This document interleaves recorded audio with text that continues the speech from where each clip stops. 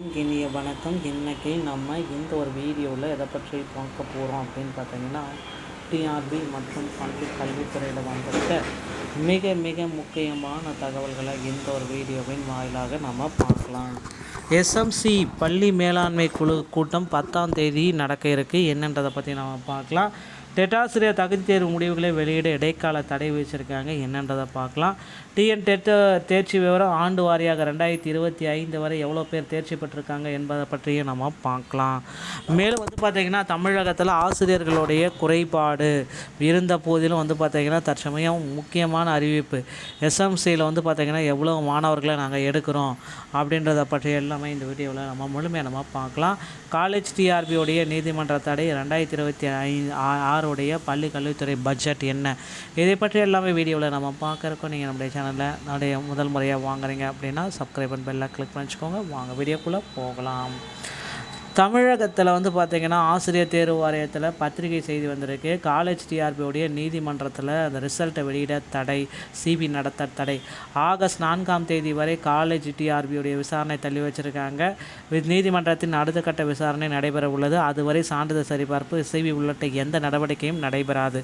பணி நியமனங்களுக்கும் இடைக்கால தடை வச்சுருக்காங்க. மதுரை நீதிமன்ற நீதியரசர் மும்மேனி கதிர்குமார் அவர்கள் அடுத்த உத்தரவு வரும் வரை உதவி பேராசிரியர் பணி நியமனங்கள் நடைபெறக்கூடாது. 0 மார்க் எடுத்தவங்களுக்கு எப்படி தான் போஸ்டிங் போட்டீங்கன்னு தெரியல, எதை பேஸ் பண்ணி போஸ்டிங் போட்டாங்கன்னு தெரியல. ஸோ அது எல்லாமே அப்படியே ஸ்டாப் பண்ணுங்க அப்படின்னு சொல்கிறாங்க. அடுத்து பார்த்திங்கன்னா, தாள் 2 மதிப்பீடு குறித்த வழக்கு 9 பேர் தாக்கல் செய்த மனுவில் தாள் 2 முறையாக மதிப்பீடு செய்யப்படவில்லை என்று கூறப்பட்டுள்ளது. இதுவே வழக்கின் முக்கிய அம்சமாகவும் ஏற்றப்பட்டுள்ளது. அடுத்து 2026 பள்ளிக்கல்வித்துறையில் வரக்கூடிய பட்ஜெட் ஜூலை 2லேருந்து 22ஆம் தேதி வரை முதலமைச்சர் ஆலோசனை செய்கிறார். துறை ரீதியான அமைச்சர்கள் மற்றும் அதிகாரிகளுடன் பட்ஜெட் குறித்து முதலமைச்சர் முக்கியமாக ஆலோசனை செய்து வருகிறார். எதிர்பார்க்கக்கூடிய 3 அறிவிப்புகள் அப்படின்னு பார்த்தீங்கன்னா, ஆசிரியர் காலி பணியிடங்கள், பிஜிடிஆர்பி மற்றும் எஸ்ஜிடியுடைய நிரப்புதல், பள்ளி கட்டமைப்பு, ஸ்மார்ட் கிளாஸ், ஆங்கிலம் ஆய்வகம், இதெல்லாமே மேம்பாடு, ஆசிரியர்களுக்கான புதிய அறிவிப்பு. பட்ஜெட் தாக்கல் காலம் ஜூலை மாத இறுதி அல்லது ஆகஸ்ட் முதல் வாரத்தில் தொடக்கலாம். 2026க்கான பட்ஜெட் முறைப்படி தாக்கல் செய்யப்படும். கல்வி தகவல்கள் அனைத்துமே இந்த அப்டேட் பண்ணிகிட்ருக்காங்க. ஸோ கண்டிப்பாக ஆசிரியர்களுக்கான சமூக பகிர்வு தளம் அனைத்துமே பார்த்திங்கன்னா ஜிஓஸ் அரசாணைகள் எல்லாமே உங்களுக்கு நம்ம விரிவாக சொல்ல போகிறோங்க.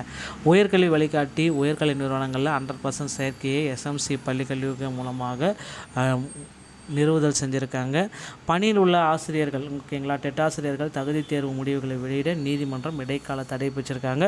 பொது பிரிவினருக்கு குறைந்தபட்ச மதிப்பெண் 60%இலிருந்து 50% மாற்ற கோரி 2010ஆம் ஆண்டு நியமிக்கப்பட்ட பொது பிரிவினை சேர்ந்த ராமகிருஷ்ணன் உள்ளிட்ட 3 ஆசிரியர்கள் சென்னை உயர்நீதிமன்றத்தில் இந்த வழக்கை தொடர்ந்துருக்காங்க. இதோடைய இறுதி கட்டமான முடிவுகள் இன்னும் வெளியிடுறதுக்கு தடை வச்சுருக்காங்க. ஸோ கடந்த 2012 டெட் தேர்ச்சியோடைய விழுக்காடு அப்படின்னு நம்ம பார்க்குறப்ப 2012 56, அதே போல் 2012 இன்னொரு டெட் தேர்ச்சியில் 713 பேர் தான் தேர்ச்சி பெற்றிருக்காங்க. அதுக்கப்புறம் மட்டும்தாங்க டெட் தேர்ச்சியோடைய விழுக்காடு 2019 0.33. அதுக்கப்புறம் பார்த்திங்கன்னா டெட் தேர்வு அப்படின்றது பார்த்திங்கன்னா 2022 14.3, 2022 இன்னொன்று 6.7, 2025 49, 2025 இன்னொரு தேர்வு 31.50. ஸோ கூடுதலாக எவ்வளோ பேர் இப்போ பாஸ் பண்ணியிருக்காங்க அப்படின்றது இன்னும் ப்ராப்பராக வரல.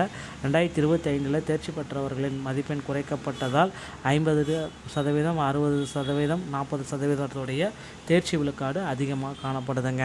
அடுத்து பார்த்தீங்க அப்படின்னா, நீங்கள் எல்லாருமே எதிர்பார்த்த மாதிரி பள்ளி கல்வித்துறையில் மிக மிக முக்கியமான அறிவிப்பை ஆசிரியர் தேர்வு வாரியம் விரைவில் வெளியிடலாம் அப்படின்றது எதிர்பார்க்கப்படுகிறது.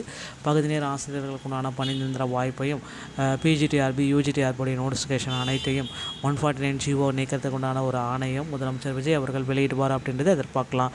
டிஆர்பி மற்றும் பள்ளி கல்வித்துறை சொந்தமான செய்திகள் அனைத்தையும் உடனுக்குடன் பெற நீங்கள் நம்முடைய சேனலோடு இணைந்திருங்கள். நன்றி, வணக்கம், தேங்க்யூ.